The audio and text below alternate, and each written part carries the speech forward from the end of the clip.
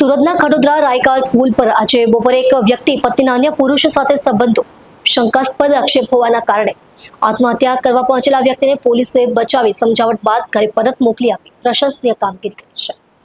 Khadodara રાયકાલ circle પાસે પુલના છેડા પર એક વ્યક્તિ આત્મહત્યા કરવા જતો હોવાની માહિતી પોલીસ કંટ્રોલ રૂમ સુરતને મળતા તંત્ર હરકતમાં આવ્યું હતું। કોલર તરીકે પોતાનું નામ સરજુ હરીશભાઈ બારો જણાવનાર વ્યક્તિએ ફોન પર કહ્યું હતું કે મારી પત્નીનું બીજાની સાથે અફેર છે, તેથી હું આત્મહત્યા કરવા વિચારું છું।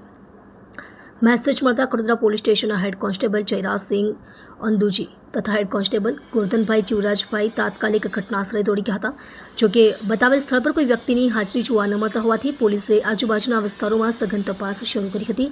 પોલીસે અધિક સતર્કતા દાખવતા દૂધના ખાડી પાસેથી વ્યક્તિને સલામત રીતે શોધી કાઢ્યું હતું। તેમણે પોતાનું નામ સરજુ હરીશભાઈ બારોટ બતાવ્યું હતું। પોલીસે તેમને તાત્કાલિક ખડોદરા પોલીસ સ્ટેશન ખાતે લાવી સલામત રીતે સ્ટેશનના અમલદારોને સોંપ્યા હતા।